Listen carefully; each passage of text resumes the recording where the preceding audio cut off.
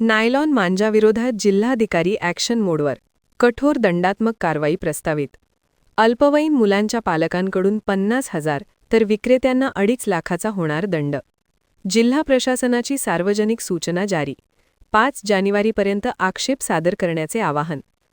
Nylon मांजासंदर्भात Buldhana जिल्हा प्रशासन action मोडवर आलं असून नायलॉन मांजा वापरणारे आणि विक्री करणाऱ्या विरोधात दंडात्मक कारवाई प्रस्तावित करण्यात आली आहे. यापुढे अल्पवयीन मुलाने नायलॉन मांजा वापरल्यास त्याच्या पालकाला 50,000 तर प्रौढ व्यक्तीला देखील 50,000 दंड आणि नायलॉन मांजा विक्री करणाऱ्या व्यापाऱ्याला 2.5 लाख रुपये दंड प्रस्तावित करण्यात आला आहे. त्यासाठी 5 जानेवारीपर्यंत आक्षेप मागवण्यात आले आहेत. प्रतिबंध असतानाही राज्यात नायलॉन मांजाचा वापर केल्याच्या अनेक घटना समोर येत आहेत, ज्यामधून अनेक जखमी झाले तर काहींचा मृत्यू देखील झाला आहे. या अनुषंगाने उच्च न्यायालयाच्या नागपूर खंडपीठात दाखल करण्यात आलेल्या जनहित याचिकेनंतर न्यायालयाने कठोर कारवाईचे निर्देश दिले आहेत. त्या अनुषंगाने बुलढाणा जिल्हाधिकारी डॉ. किरण पाटील यांनी सार्वजनिक सूचना जारी केली.